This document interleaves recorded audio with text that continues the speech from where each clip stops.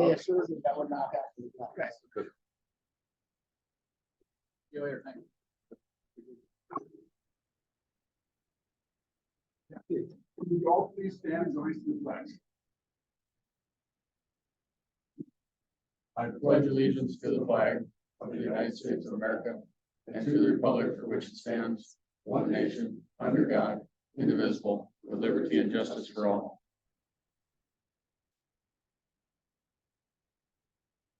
Thank you and welcome to this regular meeting of the Pipestone County Commissioners. This is October 24th. We had a agenda and so forth posted online, also on the floor. I have a chance to go through the agenda. Are there corrections or additions? Mr. Chairman, I do have several changes to the agenda. On the consent agenda, item number 2, Commissioners warrants, we have add-on warrants of $7,902.40 this morning, 7902.40 for add-on Commissioners warrants. At 9:01, when we get done with this, we do have a new employee introduction. HR Director Kathy Feste will be introducing new employee. And I'm doing a little adjustment at 10:15. I'm bringing in Jamie Fay and Amanda Sandy for the 22 audit presentation, which you have a copy of at your desks. And Jamie Fay will be attending via Zoom for that. So what I'd request to do is give her approximately 30 minutes to do the audit report. At approximately 10:45, we'll do the Southwest 18 Mental Health Consortium funding request. And Chairman Wildermuth, I'd like you to bring it to discuss that, please. And Chairman, that's all I have this morning for your changes.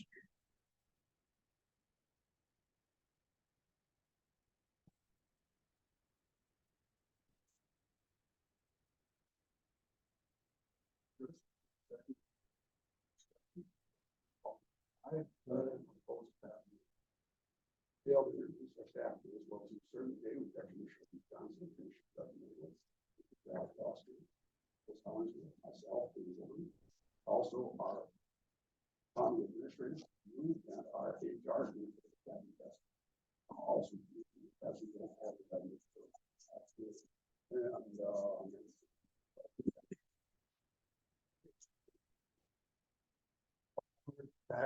also agenda.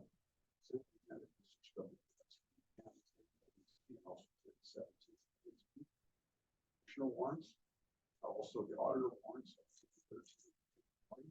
hospital warrants of $863,200.06. Just add on that other warrant of $7,000. Thank you, Lou. It's been moved. Seconded by Doug. Any further discussion, questions? Hearing none, all in favor? Aye. Anyone opposed? That passes unanimously. Okay, at this time, we get the pleasure of meeting we're gonna have our new employee. Good morning. She's our new deputy auditor too. Started on the October 16th. A little introduction of herself. Put you on the spot. We want to know everything about you. Hi, I am Mary Medenzi. My husband and I recently moved back from Nevada. He grew up here in around the Del Rapids, Jasper area. We are going to be moving outside of town. We're going to be moving a house onto one of his dad's acreages on the South Dakota side, just a mile in. So we're in the process of doing that. That's of course a whole process, but I recently started here. It's been a really wonderful transition. Everyone's been so friendly and nice, and so I look forward to working with all of you, and hopefully you guys can be a little lenient with me in this learning process. It's a large learning curve, but I'm pretty excited to be in this team. Good. So I grew up in Fairfield, California. I then went to school in Napa Valley, California. After graduating high school, I came out to Sioux Falls, South Dakota to go to school at Augustana College, now Augustana University. I worked at the courthouse in Sioux Falls for several years, met a boy, got married, and lived on a farm outside of Tripp, South Dakota.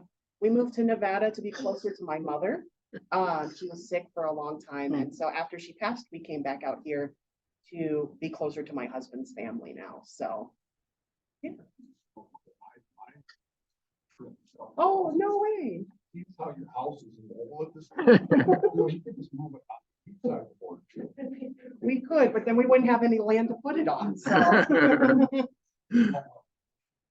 Thank you. Now we're south, but updates for us on road and things. One action item is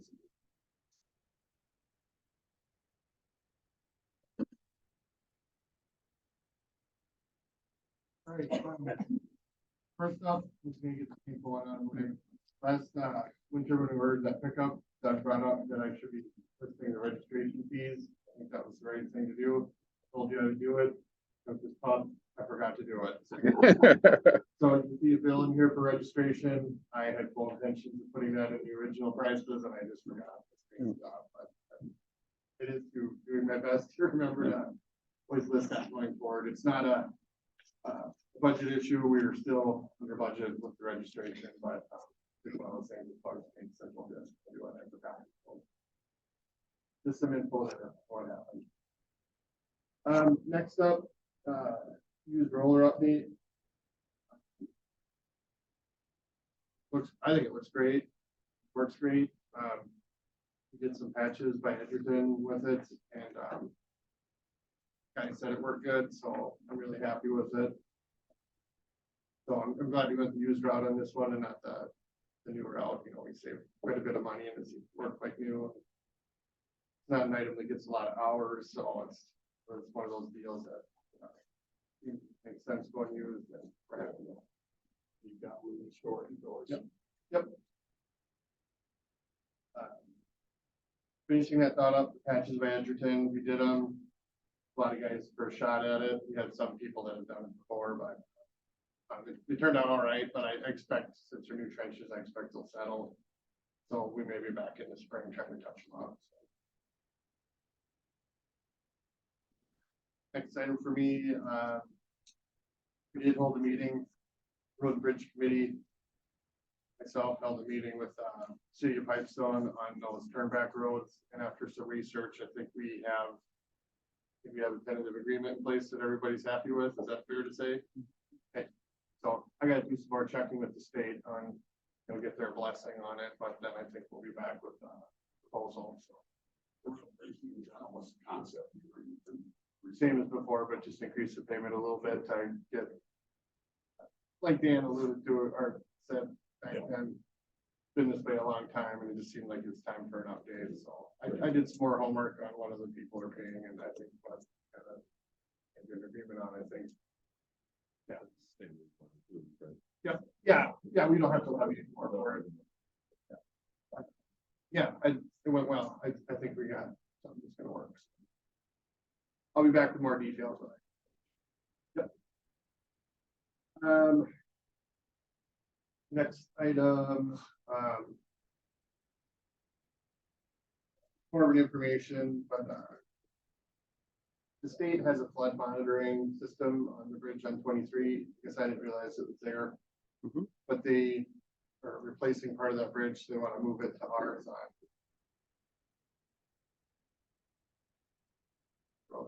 Ninth Street, right? That's the posted one that, that Ninth Street. Yeah, right north side of the fort. Either way, it's on our road. They want to move it there.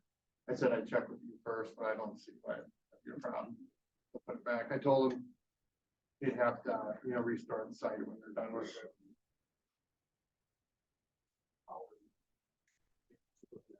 Solar power. Yeah. It's really nothing for us.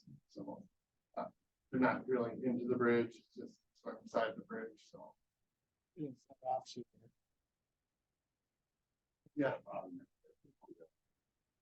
Yeah, so good point. I never thought of it like that, but either way, that's where they asked what I said I could check first. So you might hear something like, what's this? It's on your road, but it's just temporary.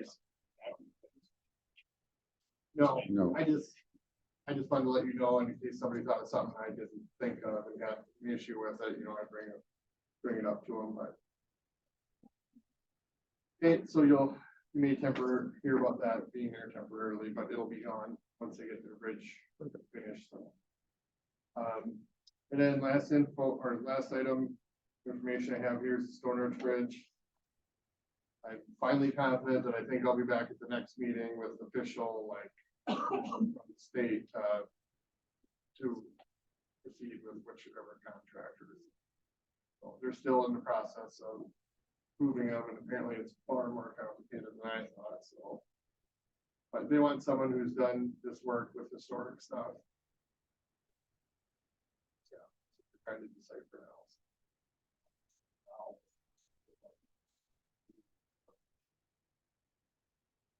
I don't think it's gonna happen anyway after talking with, we had the second little bidder had contacted me a bunch of times, and I learned a little bit in talking to him. It's more complicated than just your normal project where you just go in there and rip the old one out and put a new one in, and they gotta do a lot more planning than I realized, so, which I guess kind of makes sense why it's so expensive. So, yeah, so like I said, next meeting, I hope to have an official update, and we need to take more action or something on, if the little bidder doesn't get accepted, they may need to switch it to the second, but that's still within the grant, under the grant amount, so we're ready. Right? All right, with that, that's all I had. Any questions for me? Otherwise, all right. Thank you.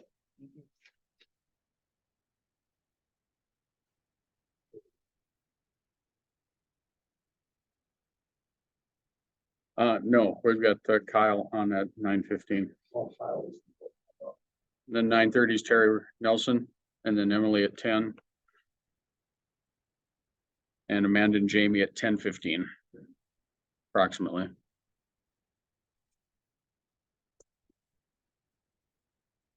Not yet.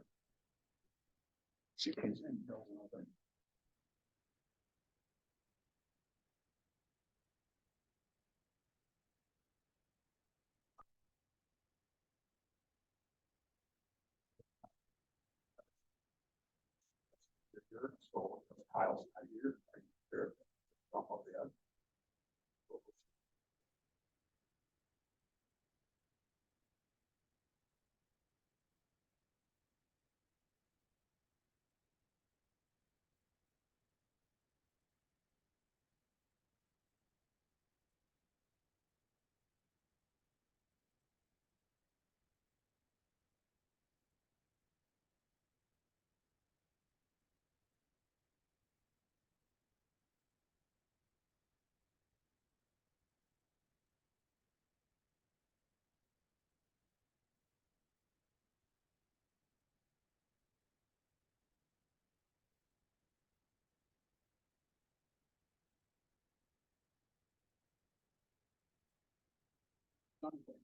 Okay, Emily is she's ready. Sure, go ahead. It's fine with me. If you'd like to put that in your presentation.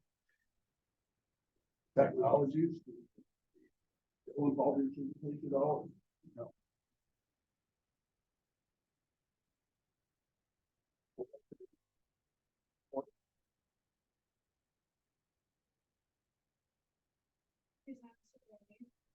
The two add-on features for Tyler Technologies program that I talked about these here at budget meetings.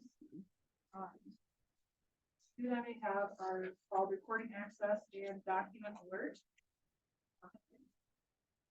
Recording access, so we'll go with that one first. Sure.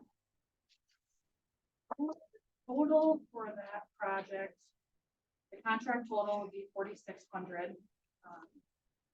3,600 of that would be a one-time fee for getting it all set up and implemented. $1,000 would be a recurring fee each year. No different than it would be billed with our current software stuff. Yep. But recording access is an add-on for our small document submitters.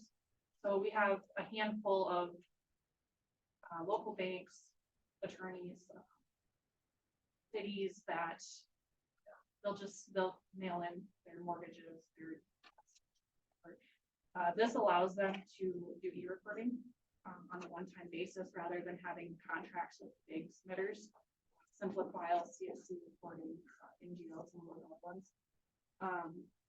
It costs nothing for them to have the account. It just costs per document that they upload. So their cost would be $3 per document. This is collected on behalf of Pilot Technologies. And it would get submitted to Pipestone County, no different than the rest of our e-reporting. So it would come in through our e-reporting queue. We would collect the $46. Another benefit of having this would be, according to statute 357.182, we have document turnaround times. So paper documents have to be returned to the submitter within 2 business days. E-recording has to be within 5 business days. So it allow them to get their documents back a lot faster, as well as be able to track the documents as far as where they're at in the process.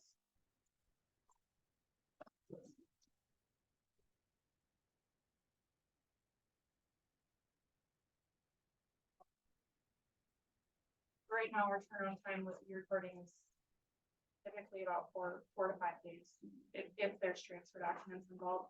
I don't suspect that we'll see transfer documents through these, but typically they're going to be mortgages, satisfaction affidavits, which don't involve anyone other than us. And typically mortgages, if any of those document turnaround time is usually 1 to 2 days. So this just allows them and us to save on postage, on envelopes, time, everything. The money to pay for this would be coming out of our reporter reserve accounts. So we've got currently have approximately $107,800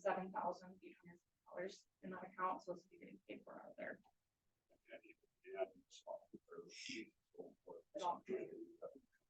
Yep. Yeah, the submitters can see their documents and their reporting information as soon as they get it back. They're getting emails. This feature also allows them to get a certified copy of their document. I don't have all of the information on the steps to getting that, but that would also be income for us as well. So it'd be a certified copy, but it'd be sent electronically. Yeah, right now, if they want a certified copy, they have to come directly to us for it. So, and then they have to pay to do a certified copy. So, it's just a lot faster, a lot more convenient for.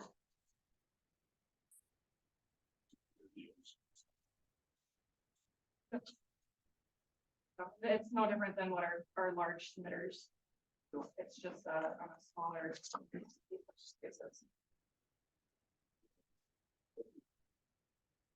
Mr. Chairman, I did talk to Bill about it, and he says it's being hosted by Tyler. It's very minimal to us, so we don't have a cyber event to be really concerned about on this because we're not hosting the product. So they are. Oh, yeah.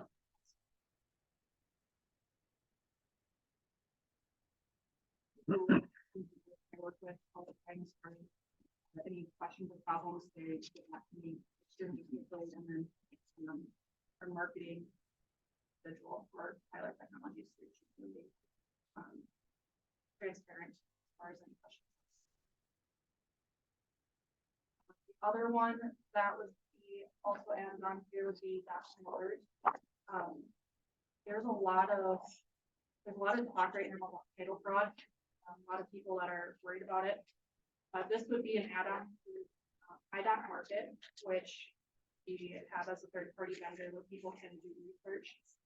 Basically, what an individual can do is they can sign up for free for an IDOC account, and they can put in their information. So right now, we don't have everything with parcel numbers or looking added in to go with the documents, but they can put in their names with first name, last name, and what they get then is if there's any documents filed and we affiliate their first and last name to it, they're going to get a text message or an email saying, hey, there's a document that's been filed. If you have any questions, contact me on your order. Just helps people kind of keep track of what's getting put on as liens against the property, if any. Everything. State, federal tax liens, mortgages, warranty deeds, everything.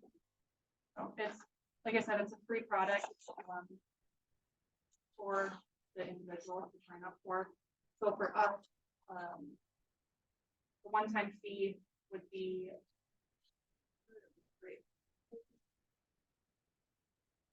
So to set this up would be $49.20. 4,200 of that would be the one-time setup fee for the software and the time. The recurring fee would be $20 annually. And again, this would get paid out of our recorded reserve accounts. So it's all funded.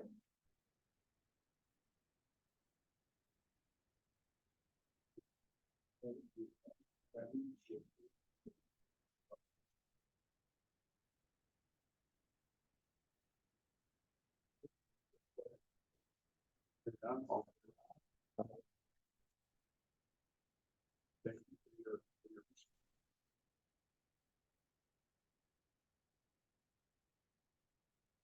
Mr. Chairman, I talked to Kyle. He had an emergency and had to go to the veterinarian up in Lake Benton, so I will put him on at 10 o'clock. Oh,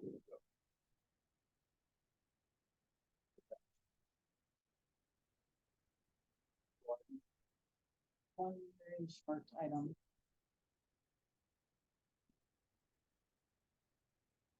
Morning. The first item was, instruction mode between these meetings. And then the next announcement is, we had a part-time auditor opening, for service, so we have offered that to just corporate, and she accepted. Her first day is today. She'll be training and working 1 to 2 days a week in the summer. Thank you.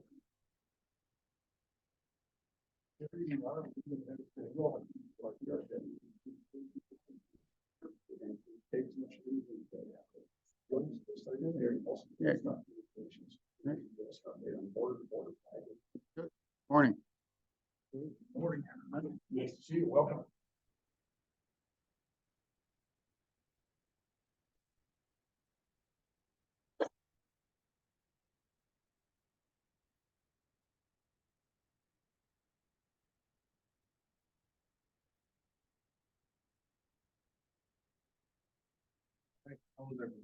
Good. How are you? Very good.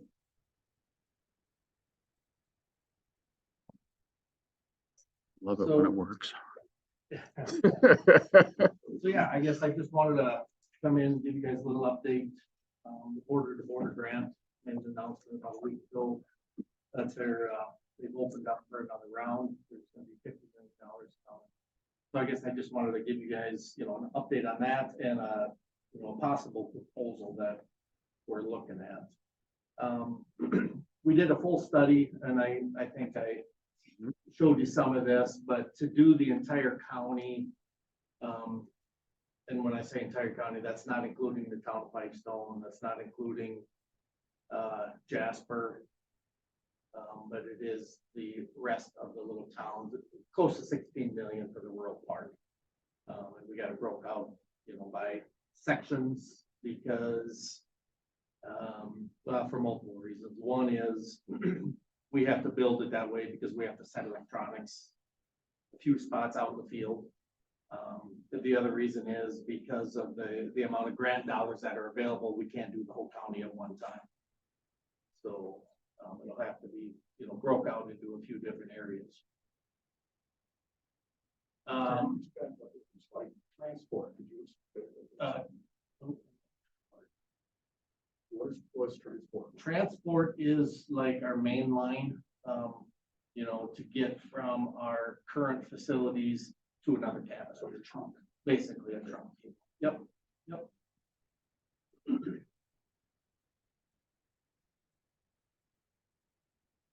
On this one here, so in my mind, I think we got, two areas that we would like to focus on.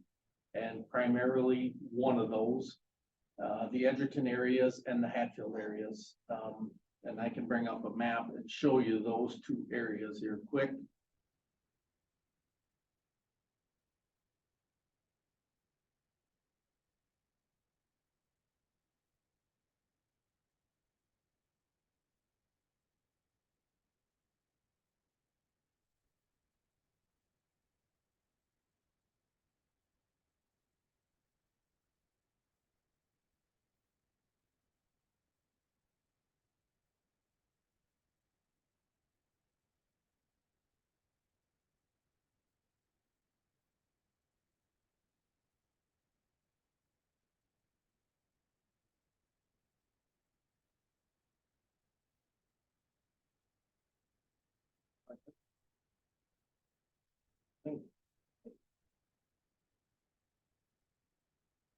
So, the pink area is currently where we serve. That's the Ruthin, Holland, and the Woodstock exchanges that are, they're all built out fiber.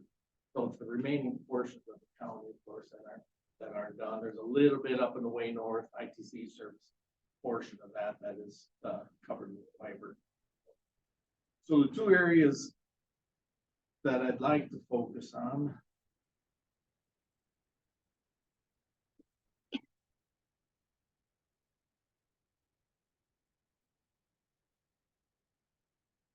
Eyesight was better. I could see it.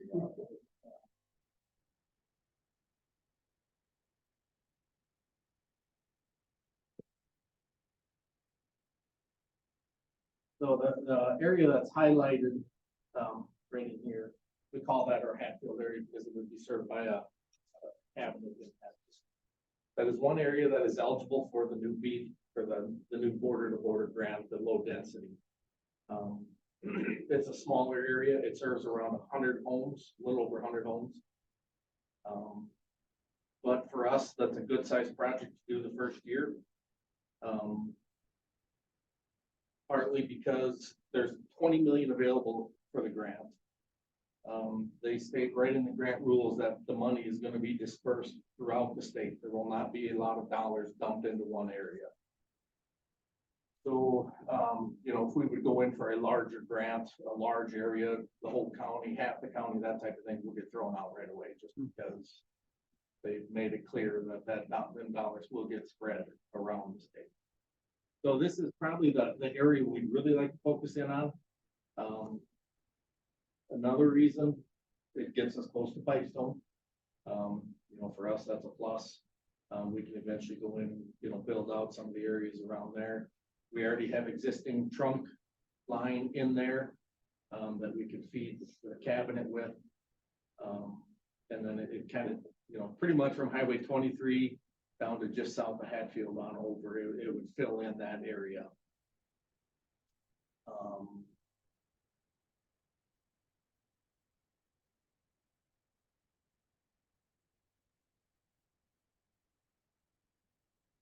Here.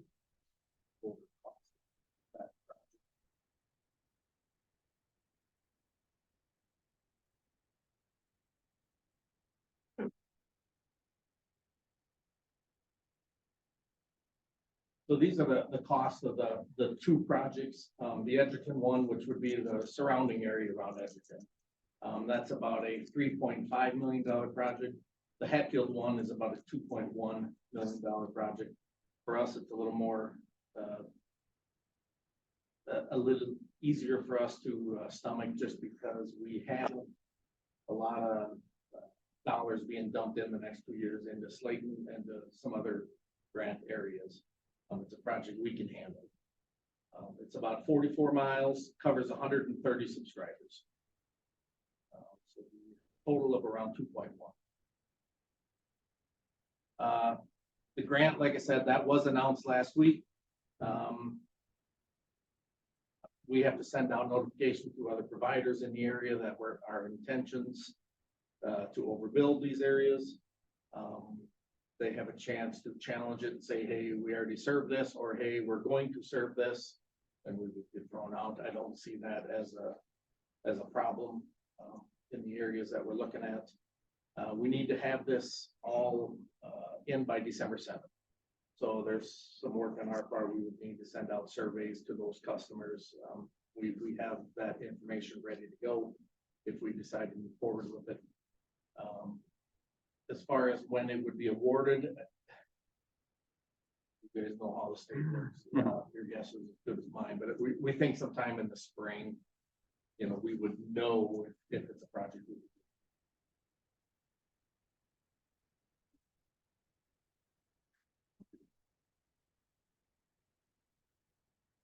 We would do some engineering on it right away. Whether we could get the plows in the ground next year or not is questionable. Probably the following spring, so 25. It's looking like it would need to be completed by, June of 26. You cannot draw any more dollars after that point. And I threw this slide up there, I just, just to put some comfort in your guys' minds that we have done this before. It's not our first round in dealing with grants and things like that. 2015, we added some, wireless in Chautauqua area. 2017, we did a grant for the town of Westbrook. 2018, we got a grant for the city of Valentin. In the 18, we also did that grant in Pipestone County here.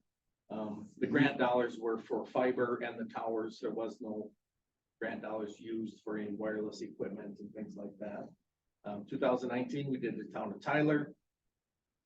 20, we did Chandler. 20, we also added some wireless towers and some equipment up in Lyon County. In 2022, we did our Edgerton town this last year. Just hooked up our first customers this spring. 22, we also received a grant with Murray County to do the Lake Sarah area. So that's one that's going to be starting here next spring right away. And then in 22, we also received a grant to build the west half of Slayton. That was called the Community Development Block Grant. It was kind of a HUD grant, low income areas. So, just wanted to point out that this isn't our first go around with grants. We have dealt with them. We have a good relationship with the border people, the Office of Broadband up in Minnesota. So, we have a great working relationship with them. This next slide shows a little bit of our possible proposal, I guess, with, the county and with the state. Looking at the Hatfield one on the right side, total cost of 2.1 million. We think we can get up to 70% grant. So there'd be $1.6 million worth of grant money coming in. That leaves the $537,000 to build to those customers. For us, to be honest with you, that's still very tough to make any money on. It's a losing proposition, which is crazy. 75% coverage and you still can't make any money at it. One thing we had for possible proposal is to split the 50-50 on the cost of what's remaining. 268,000 from you guys. We pocket 206 from our bank. 268,000. I think that for us that would be a project we could handle. I think it's a profitable project at that time, and that would bring fiber to 130 rural customers that do not have service now. So I guess that's something you guys need to talk about. And, if you guys would be willing to do something like that, I think we will go ahead and apply for the grant.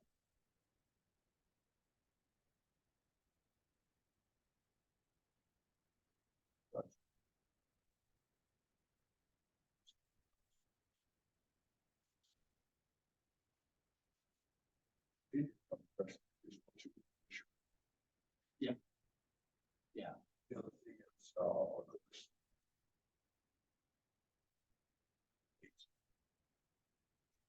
Sure. Our rates, we're gonna send out a survey letter, and in there, it'll show the rates. We would have a, under $50 package for like 100 meg. They're gonna be very competitive rates, if you were living in town or in the rural. They're gonna be set up basically the same as what we have in our towns. so where it's pretty much universal. Pretty much universal. Yep. We had talked, maybe in some of these rural areas, if we have to raise it $5 per customer, just to, make it profitable, we would do that. But, definitely our intentions are to keep, keep the rates low, as low as we can, keep them affordable. If we go too expensive, nobody's going to take it anyway. So yeah, our rates would be very comparable to where we are in our towns. No, there is no upfront cost. It's just the monthly contract, or, yeah, we don't have a contract, but just the monthly charges going forward. Yep. Yep. Sure, yep, that's, yeah, yeah, we typically do not charge to do installs, things like that, wherever we go, it's the monthly fees. Basically, by building this out, you're doing the install to their house already. Yes. It's just a matter of turning them on. Right to your house. Yeah, it would, you would dig it right to the house. Yep.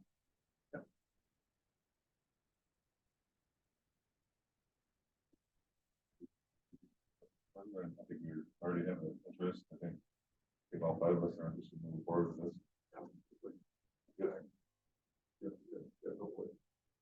Benefit the process, I think we could actually, I think we're taking action on this today on it. Yeah. So that would help us, because then I know for sure we can move forward with the surveys and, you know, I need to get my board approval too, but this will help. Also, same concept moving forward. Yep. Mr. Chair, I'd move to approve. Investment. Correct, yeah. And of course, that's assuming that they get the 75% grant. Right. Yeah. So moved by Luke Sal, seconded by Dallas to approve the investment of $268,000 for our share. Any further questions or discussion? Luke, you had mentioned maybe taking it out of a certain fund using, like, I can't remember the name of that extra fund or whatever. We've got that fund that's been on hold, it's been kind of in limbo, that came back when we had mental health services, like social services here before we came in. Family service. Oh, Family Service Fund. And there's like 200 and, there's a pretty good. Oh, there's 700. Yeah, 750,000, I think that. Amanda, remember where we're at on that fund? The Family Service Fund, that what we have in reserves at 750, you remember? Approximately. I think it's. I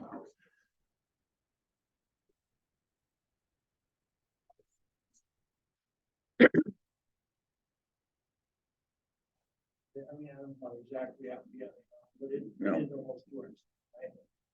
You have to be exact on the amounts.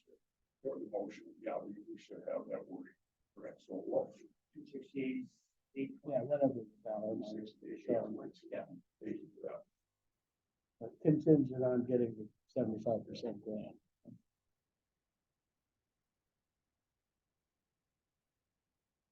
Anything further to add at all, Chair? Just initially a couple things, or one or two more things. We'll go ahead and take action on this, then nothing more about the actual. This question about the $268,000. Okay, hearing no further discussion, we'll call the question, all in favor, aye. Aye. Anyone opposed? Passes.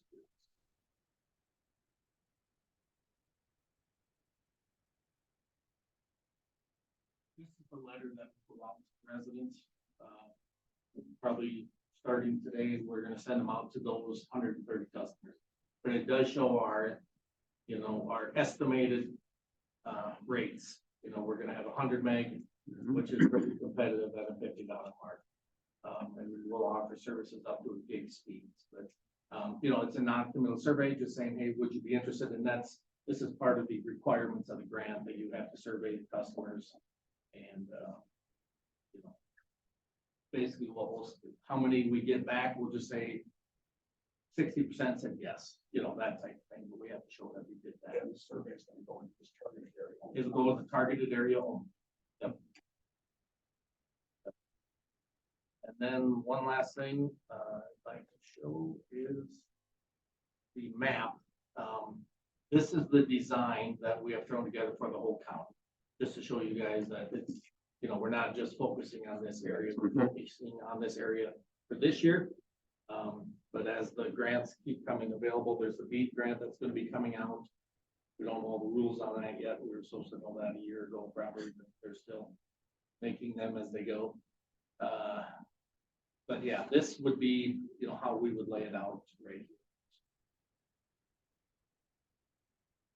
Like I say, as grants come available, we're gonna keep working towards the entire county. That's not ready for public consumption at this point. You have other target areas for the next stage. Yeah, I mean, I think if we did the next one, it would be this Edgerton area. Mainly because we already have a building in it, and that it would be our, you know, our office, and we have the trunk cable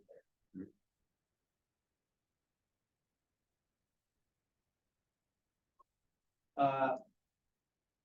That one doesn't go all the way west. It goes about to Highway 75.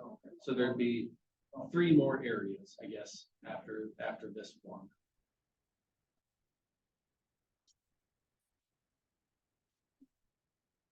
Yeah, you know, we're gonna try to do 1 a year.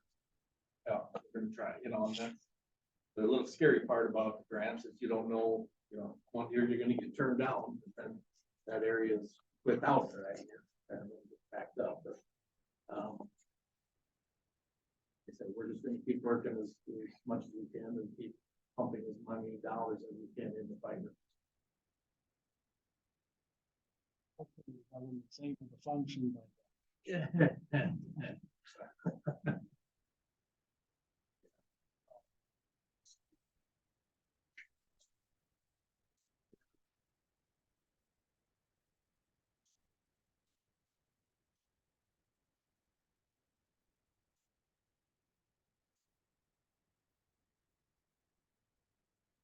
I get it.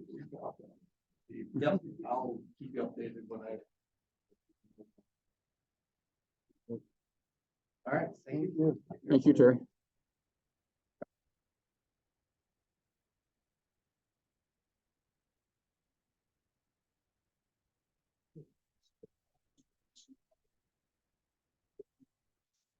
Sure, no, that's fine. No. Great.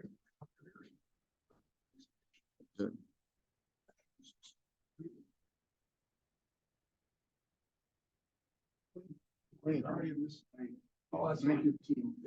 I've got the National Resource Block Grant in front of you today, looking for board approval. It's for the 24-25 years. You can see the rates went up a little bit from what they were in the past, not a lot. These are pass-through dollars that are approved, that come from the state to the county, that are transferred back to soil and water for their implementation of the programs.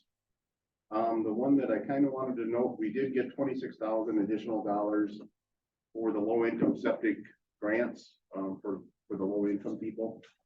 I applied for 40,000 and we got 26,000. So it's based on interest. So it's kind of hit and miss how many dollars we get, but we've been getting about 30,000 per year on an average, so. And the other ones are just kind of the standard programs, the Septic, Shoreland, Wetland Conservation Act, and Local Water Management. Any questions on the grants? and unfortunately, at the 26,000 a month, you only can do about 2 systems. Correct.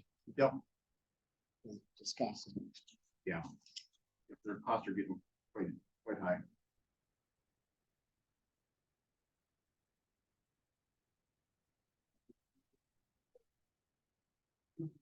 Correct. Yep, I would want board approval. Everything is coming through DocuSign now, so what I don't know how you would prefer to do this, but my name is listed on the grant agreements. I can forward it to the chair for signature, for signature, or if the board just wants to authorize me to sign, that's fine with me also. That's fine. In the motion, just authorize Kyle to sign the grant. Yep.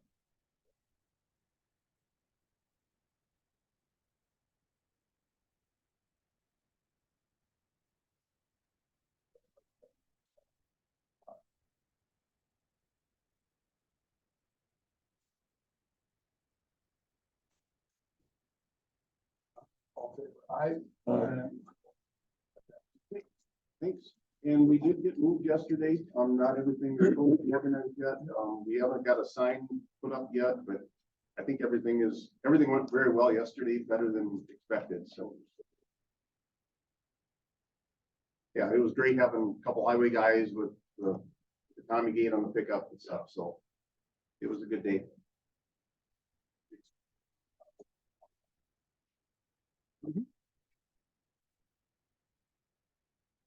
That's pretty exciting. I think, yeah, everyone's kind of, yeah, they're, yep, everyone's attitude has changed drastically from when we started this process. And we're gonna have surplus furniture that's in the building, surplus stuff, so we'll have to kind of sort that out. Wayne's been working on that, so, yeah. And then we will, I'm planning to get some additional tables and chairs for the conference room too, so. It will be empty at the end of October.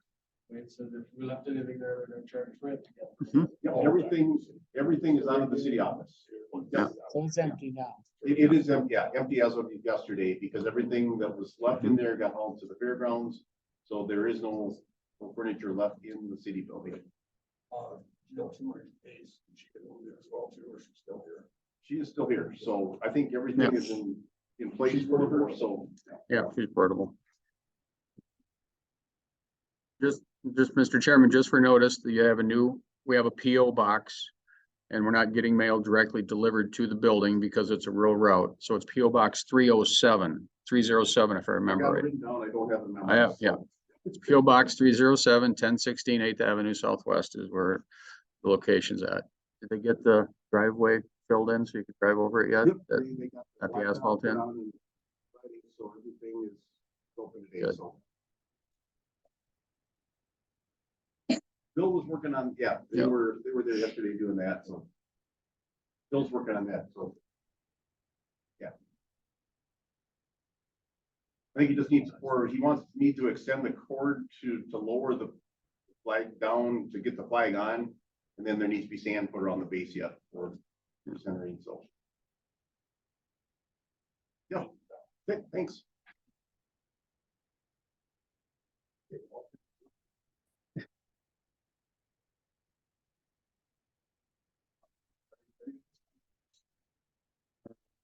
Jamie on the Zoom will not be on to approximately 10:15. So we're Oh. way ahead of time. Mr. Chairman, if you'd like to take on the Southwest 18 Consortium JPA funding request, we get that out of the way. And I have no paperwork on that for the board on this point, so.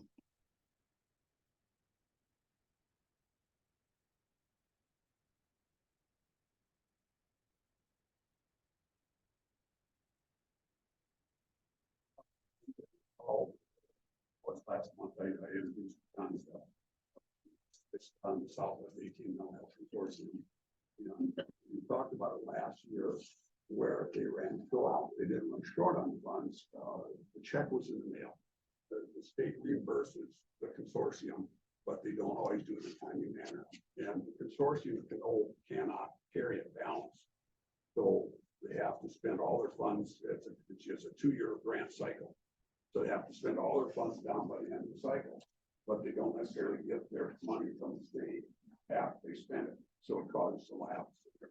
What we did last year to correct it, well, in previous years, they had another grant that did allow them to carry a balance. So they were able to use that balance, but those funds have been used for their intended purpose, and that program is no longer in existence. So there is not a reserve fund any longer. What we did last year was actually took a no interest loan from Prime West. The reason that'd be low interest is because the grant doesn't allow for payments of interest out of that grant. So we can't just borrow commercial ties over. And it was very nice of Prime West and stuff up to help us do that last year. So to be a little more proactive about it going forward, it was introduced at our annual meeting last month that we should actually build up a contingency fund, reserve fund. And again, there's 18 counties involved in it. So the ask is for $20,000 to each county. And thank you for correction on my math. That is $360,000, not $380,000 total. And that money is guaranteed to, it still would be our money. We're going to let them use it. It'll be our money. So if for some reason this joint powers and this consortium would dissolve, that money reverts back to the individual counties.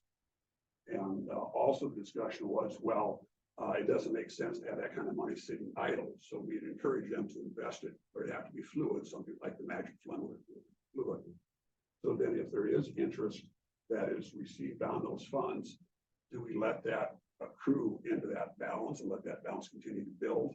Now, we didn't know if that was a good idea. Maybe just as well to go ahead and have that, whatever the return is on that investment, be divided back up equally to all of the counties that contribute. That is the intent at this point. There's some nuances to be worked out on. Some of the counties have been approached by it already, and obviously it has to be a unanimous thing, because again, the consortium is a joint powers of 18 counties already. So no county is going to have the option to say, no, we're not going to contribute, because it's their obligation. If they're part of this consortium, they're obligated to do this. So at this point, they do need a final decision by December, first week in December, I believe it was. That's why I want to introduce at this point. And I think we've already talked about it enough, and with your permission, I'd like to go ahead and move forward with it. But before I make the motion, are there any other questions about how this would work or what the necessity of it is? To me, it doesn't sound like we're doing what we've done in the past with Southwest Mental Health, and we got the money back from them recently. So to me, it makes sense to invest it. We will receive the 20,000, we will receive the interest every year. Yes. On that, Yep. so Yeah, it's just sitting somewhere. that's right. And like I said, that part of it is still that is the consensus at this point. That's not down in writing. That is the consensus. That's how we said it. Pretty much agree. We could just have a memorandum of agreement to that Yes. Yep. and, you know, add it to whatever Yep. you already have with your joint powers agreement. So yeah, at the annual meeting, we discussed it, yes, at Health and Human Services last week, we had a discussion as well too. Doug was involved in that discussion as well too. Okay, well, I will go ahead and make a motion then that we approve the allocation of the $20,000 in Southwest 18 mental health resource, with the understanding that the interest will be returned to us, and again, that money is our money.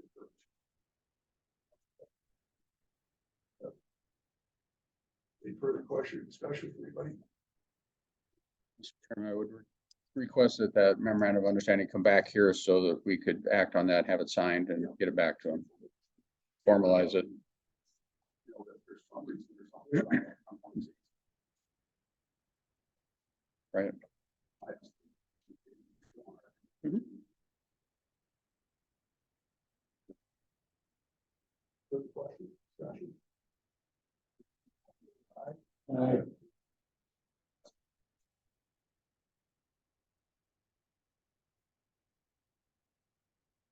You've already done the first.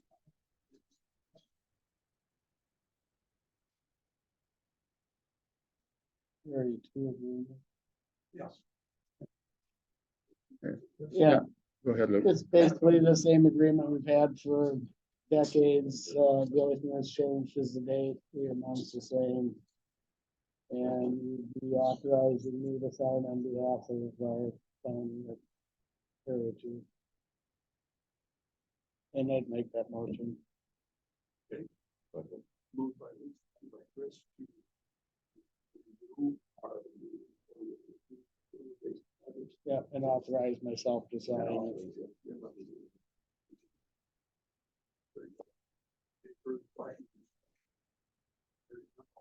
Aye. Aye.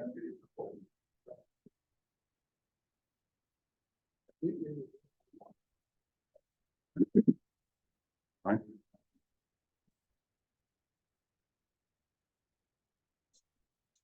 No, I don't. We're caught up, Mr. Chairman.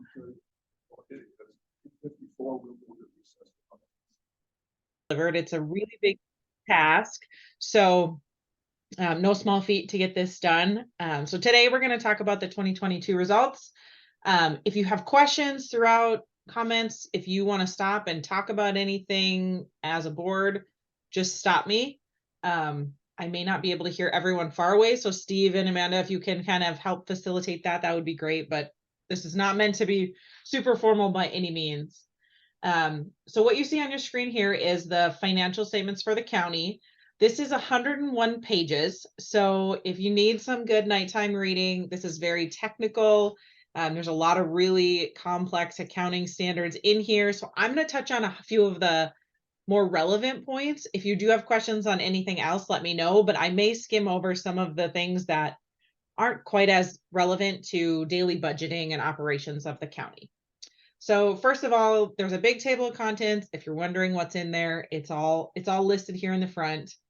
The first thing we come to is the independent auditor's report. So this is important because this is really our letter to say this is kind of the summary of the audit.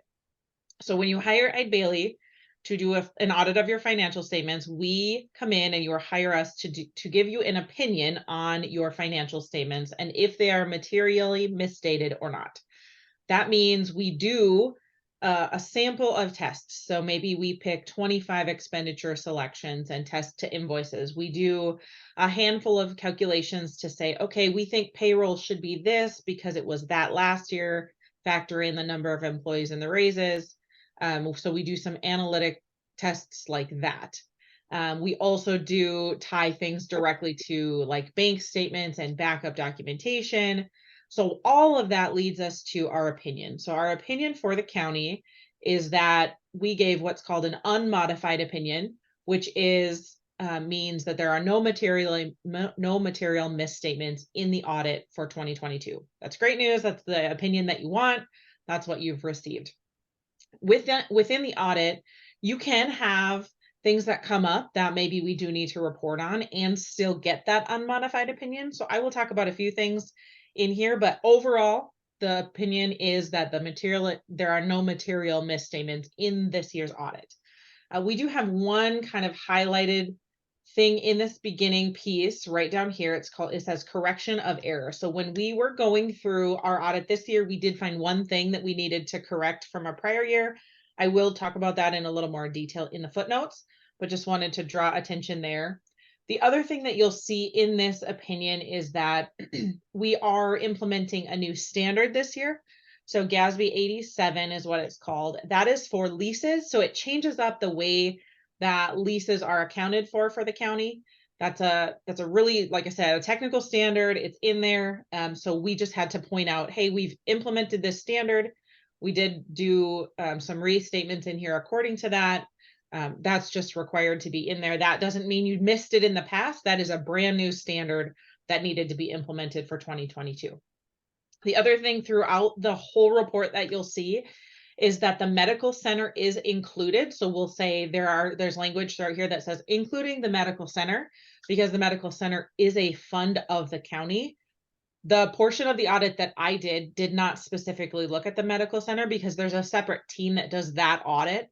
I am very far removed from the healthcare system, so I let those experts take that audit, but there will be some references to the medical center in here. They have their own separate report if you're interested in looking at that as well. So that's kind of the high level opinion for this. There's a lot of, like I said, really technical language in here talking about different standards and things that we have to follow. But in a nutshell, you got an unmodified opinion. That's what you want. So now we'll look at the numbers. Very high level, these first two statements, these are on the full accrual basis of accounting. And I generally don't point my boards to these statements because they have things on them like pension liabilities, OPEB liabilities, things that really don't make a difference for your day-to-day operations. So these statements are in here. So pages 7 and 8 are in there. You can look at them or ask questions if you have them. But generally, I like to point my boards to pages like number 11, which is what's on the screen now. So this is what we call the statement of revenues, expenditures, and changes in fund balance for the governmental funds. So this is on what we call the modified accrual basis of accounting. So it doesn't include long-term things like long-term debt as a liability. What that looks like is there is debt service that comes through as an expenditure here. So you can see you paid about $15,000 of principal on debt service. So this is more in line with what you budget, how you operate. So this is really the numbers that I point my boards to when we take a look at. So for the general fund, which is this first column here, you can see total revenues were about 11.1 million for the county. Expenditures were about 10.5. which is an increase of about 540,000. I don't get into the nuances of up, down, if that's good, if that's bad. That's just the numbers as they sit. So we tested a handful of things in here. And in that leads the general fund down to an ending fund balance of about $6.5 million at the end of the day. There are a couple other funds of the county. So the special revenue fund over here for road and bridges, that also had an increase. That fund had an increase of about 862,000. Which these funds operate, you want them to operate not in a deficit. So it's good that they've got a little bit of a positive. A lot of times funds like road and bridges will kind of grow, have some big projects. They'll grow again. You can see there is about, if you look at this capital outlay row, there's about $6.7 million, $6.9 million of expenditures for road and bridges. Those are capital related items. So a lot of work being done through that fund. And then these non-major governmental funds, we will talk about in a little bit too. But as a whole, the non-major governmental funds had an ending fund balance of about 1.1 million here down at the bottom. Any questions so far on anything I've talked about? Great. All right. So, go ahead. So next up this is medical center information. I'm not going to go into details on this because like I said, I'm not the expert, but the medical center financial statements are in here if you want to take a look at them. Next up this is called the fiduciary funds. So we'll go to the page 18. This is the statement of changes for the fiduciary funds. Really, it's, if you're in the for-profit world, it's kind of like the income statement. So what came in, what went out, and kind of what is the ending. Fiduciary funds are really meant to kind of be a net zero. So really it's the county holding funds for something else or somebody else. So in terms of things like state revenue, this is taxes that the county brings in, but also pays out. Taxes and penalties. They bring them in, they pay them out. So it's money that the county holds at some point, but it's not actually the county's money to use at the end of the day. So you have these four funds as custodial funds. So Lincoln Pipestone Rural Water System, state revenue, taxes and penalties, and then the Buffalo Ridge Task Force. In a lot of cases, the county doesn't really have control over what these funds do and how they operate. It's more just an FYI of, hey, this is sitting with the county. This is something that goes through the county's funds, so it needs to be reported that way. But it's not like you can say, okay, we have that 387,000 sitting there. Let's use it for X. This is outside of the county's kind of purview for that. So that's the kind of number piece of it so far. I will get into a little bit of those non-major funds towards the end, but I'll keep flipping through. So these are the initial statements. The second piece of the report is called the footnotes.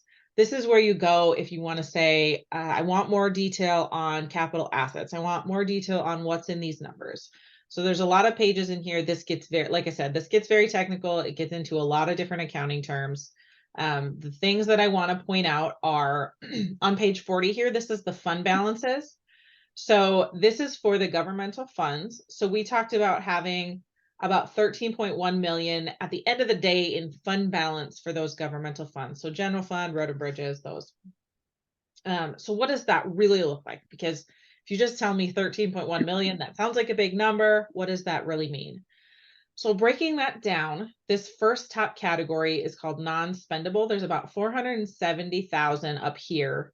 That is required to be those dollar amounts. It has to be equal to inventories and certain things like that. So that's really not money that is set aside for being able to spend it on something in the future. Then you have a whole list of items called restricted.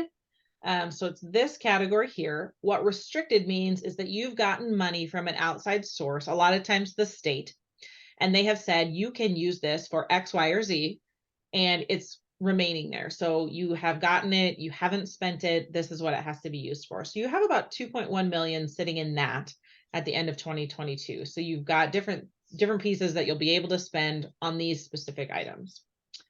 Next up is the assigned category. So the assigned category is more of an internal assignment. So we've got some outlay that we know is going to happen. Here's some money we've kind of set aside for that. So you've got about 6.2 million in these assigned numbers for things like buildings, ambulance, computer software. these are used a lot of times to kind of be that budgeting tool to make sure you will have the money for something big in the future. Things like ambulances and fire trucks, those types of things, they get very, very expensive. So having money set aside for that is very valuable. And then at the end of the day, the last number down here is called unassigned. So the unassigned number is about 4.3 million. And that is kind of what's left over. I wouldn't say it's like remaining that the county can kind of go and spend, but that's kind of what's in your cushion. It is important to have unassigned fund balance because if something like a pandemic happens, you want to make sure you're prepared and you can kind of weather any storm like that. So you've got about 4.3 million sitting there. Being that it's a positive, that's a great thing.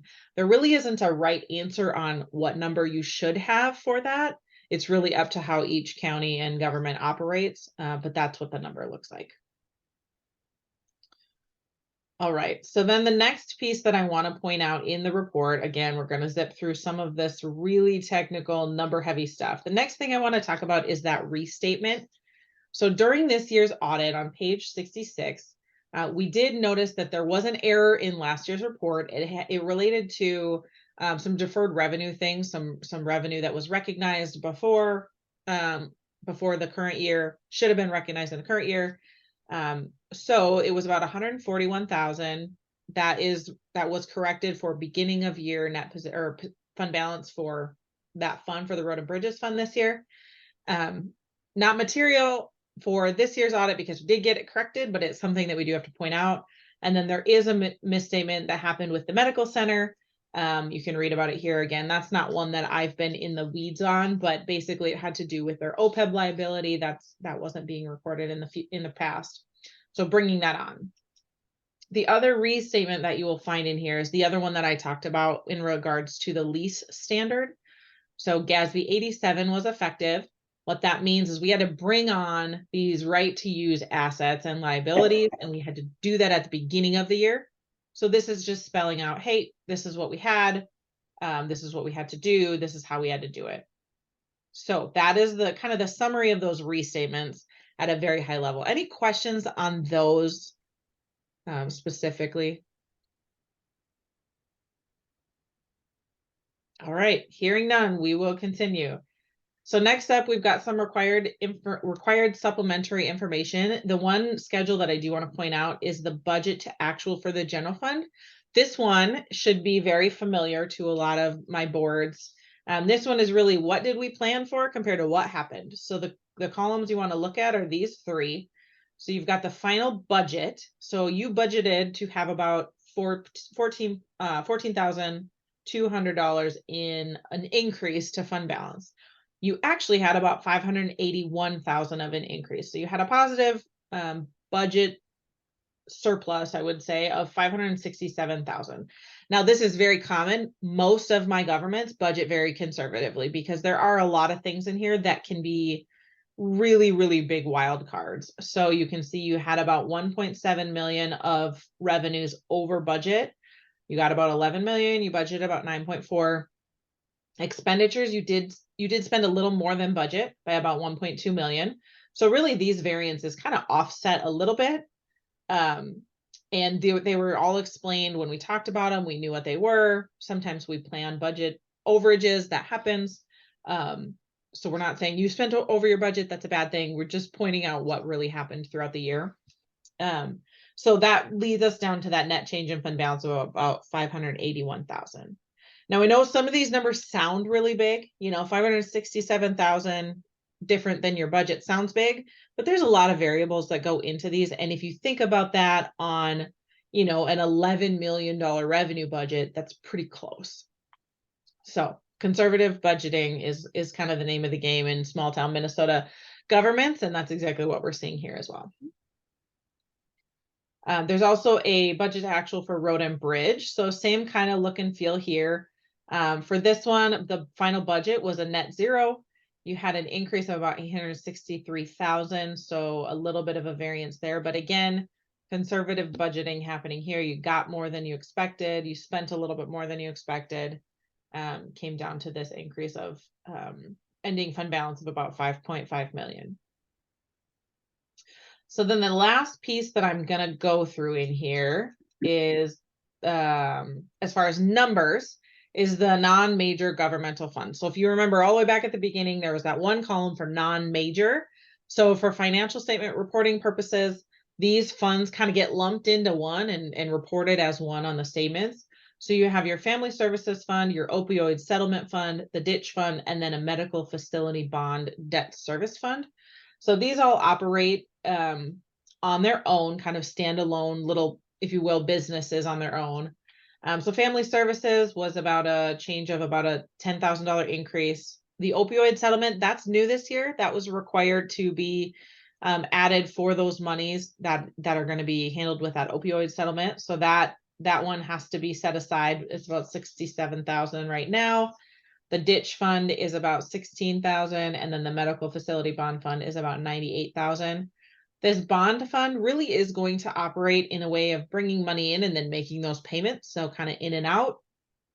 But that's what the governmental funds are, kind of those non-major ones. Those ones aren't shown on the face of financials. A lot of times they're not really the forefront of the operations of the county, but they're in here so that you can see what they look like. So that's the number piece of it. The last piece that I'm going to talk about is kind of the overall findings, schedule of expenditures of federal awards, those types of things. So the other thing that we need to do when we do an audit is if our governments spend more than $750,000 of federal money, we're required to do a kind of a separate compliance-based audit of the federal dollars specifically. So that's what this is kind of talking about. So this year we tested the COVID-19 coronavirus relief fund. So a lot of people call that the CARES Act. What page are you on? What page are you on? I'm on page 95. 95 Page 95. right here. Can you still see my screen? Yes. Yes. Okay, perfect. So we're on page 95. We're talking about the summary of auditor results. So we tested the CARES Act funding, which I will go back and get the number for. You spent about $1.1 million of this funding. About $1,050,000. The county overall spent about $1.2 million in federal dollars. So this is a significant majority of the federal dollars that got spent through this CARES Act funding. So we went in and we tested things like, did they spend it in an allowable fashion? Was there controls to approve these expenditures? Did they do the right reports? Did they file it on time? Did they spend it in the right time frame? So we did things like that. And we also offered an opinion on those federal awards. The county got an unmodified opinion on those federal awards. So same kind of discussion as we had over the initial piece. So that's good. You want an unmodified opinion. We didn't look at every transaction in there, but in most cases, we look at 60 or 40 transactions for making sure these things are in alignment with the rules. So the three findings that came out of the overall report, remember I said you can have an unmodified opinion and still have things we need to report. So the three things we needed to report on were, number one, segregation of duties. Number two, preparation of financial statements, including the schedule of federal awards. And then number three, material journal entries, including the restatement. So these are on pages 96 and 97. These are kind of the three main findings that I have at most of my smaller governments. What these really mean is you're a smaller government, you're operating on a little bit less of staff than a bigger government would be. You don't have a number of CPAs on staff. It took some work to get from what we received to get to these financial statements. But they're not things like we found that they spent the money wrong. These big things that come up. Segregation of duties really just means there's not enough people physically in the process to keep everything separate that needs to. Preparation of financial statements means you hired Ide Bailey to prepare those financial statements. Like I said, there's a lot of really technical stuff in these financial statements. So it doesn't always make sense for my governments to hire someone to be able to prepare that. So we just have to report and say, hey, as the auditor, we are independent, but we had to do this step. And then the last one is material journal entries. So, hey, we needed to make some entries to the system before we could get to the final financial statements. It's just disclosing that we did that since there were journal entries that we made. no findings reported over the federal awards, and then no findings reported over the Minnesota legal compliance areas, which is an area that the state auditor comes out with all these checklists that we need to go through to make sure conflict of interest looks good and that you're doing things in alignment with certain bid laws and just a handful of things that they say we need to look at. So no reported findings in those areas either, which is great news. So overall, that's kind of the summary of the financial statements for 2022. I know we're almost to the end of 2023. So not necessarily super relevant to today's activity, but any questions on anything I went over, discussion you want to have, anything like that?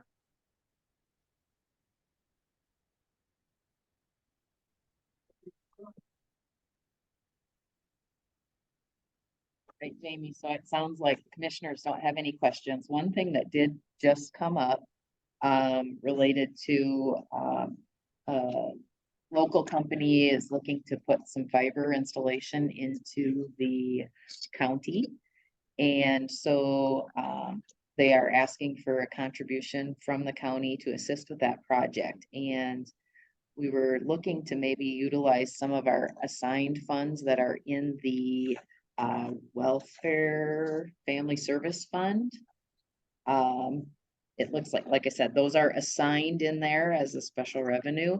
So just kind of wondering, since you're here, if that seems appropriate and if it is best to do a transfer from that fund to the general fund for a project like that, or utilize it within that fund. Sure, that's a good question. So the big question that comes up when things like this are brought is to look at where did that money come from and is there requirements on how that money is allowed to be spent. So being that it's assigned, generally that means that the county has placed that money there. It's not an external restriction. But if I were sitting in your shoes, Amanda, I would want to double check that. So just look at the dollars coming into that fund, make sure they're not restricted by the state of Minnesota or something like that. And then really at that point, it would be up to the board to make a motion or however you want to do it, resolution to say, yep, we're okay spending this money on this project. You could spend it out of that fund directly if you're just making a payment to an external party. Or if it's going to be a project that is actually funded by the county and then reimbursed by an outside party, you could transfer it to whatever fund would be having that activity. But first and foremost, I would want to just take a look at that fund and make sure that the dollars that got put in that assigned number aren't required to be used for something else. Does that answer your question? Yes. Ish. Yep.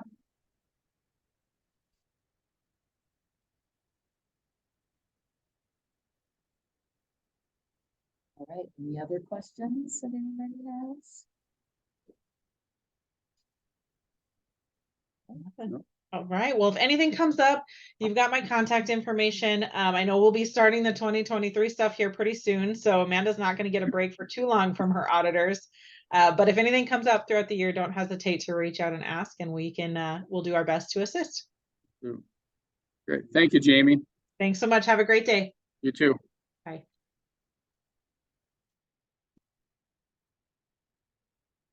Yes, I'd recommend the board approve the presented financial report for 2022.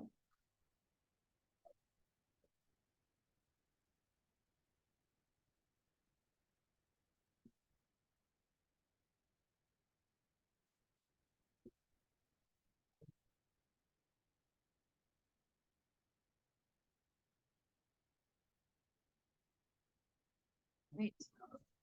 Yes, I do have one more item that I wanted to bring up. So I just copied the first page from fund investments. I brought it up before. But at that point, you guys didn't want to do anything, so I wanted to just ask again. Right on the top, there's two different items that we've kept the funds separate for capital improvements and then for park. $14,000 for capital improvements and $20,000 for park. Again, looking back, those are things that are from many, many years ago. And trying to keep track of the investment earnings on those small amounts gets to be a little cumbersome. still manageable, but cumbersome, so I would recommend that if you don't have a specific purpose for those, that those two amounts get just that they're not really designated anymore. So then, the third line is just some general fund that is in there for investments that I'd end up just combining all those. And then whatever investment earnings would just be general fund and utilized however it wanted. Or the one thing with capital improvements, there is on page 40 of the audit, an assigned account for capital improvements. And it has like $208,751. So that will still be there as an assigned for capital improvements. It's just the earnings on that $14,000 won't be added to it every year. It usually hasn't in the past because rates were low. It was very, very minute, that dollar amount per year. So it was more of a more of an exercise of keeping track of it and adding it, that I felt like we can still have the assigned amount that is available for capital improvements, but maybe not keeping track of the interest separately. So your specific recommendation for us to take action on is to go ahead and install these and put this money into the. Just into general, to just no longer have those specific purposes. Doug second, moved by Doug, seconded by Chris. So it should follow the amendment recommendation, all these special funds, but the general fund. All aye. Aye. And Mr. Chairman and board member, just to let you know, we already do have a budget line item called parks. So it's basically, and that's part of general revenue. That's what we think going back far back I can remember.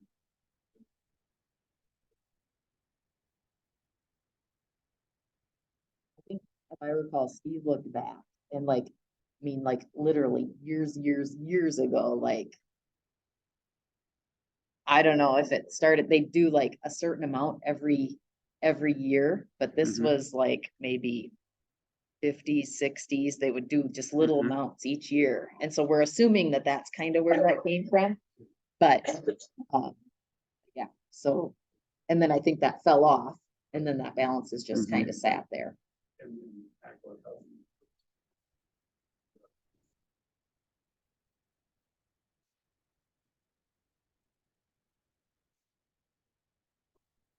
So it's in a set, because again, that was a separate fund to begin with. And so special revenue funds, if you look at it, they just automatically are considered assigned.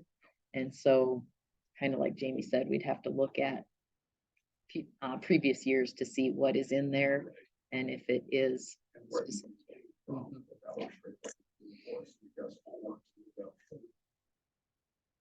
Yeah, and I think a lot, I mean, levy money is in there. And, whatever else, like I said, that was back when we had our specific health and human services. I would imagine that's where the majority has come from.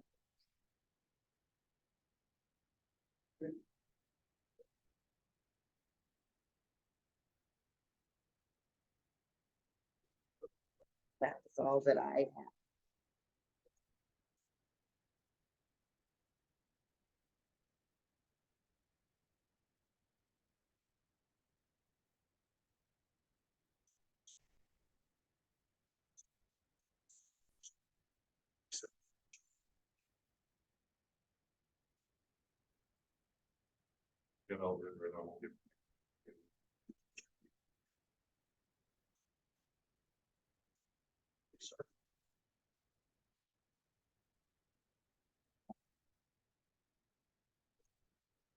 This time I entertain a motion to adjourn. Thank you, vote. Second, Dallas seconded. Okay, seconded, further discussion on all in favor, aye. Dallas, I've got, well, all you guys are meeting this afternoon. I've got a slip to the VA. I got a call there to see if they will be in Marshall at 1 o'clock. was supposed to have been later this morning.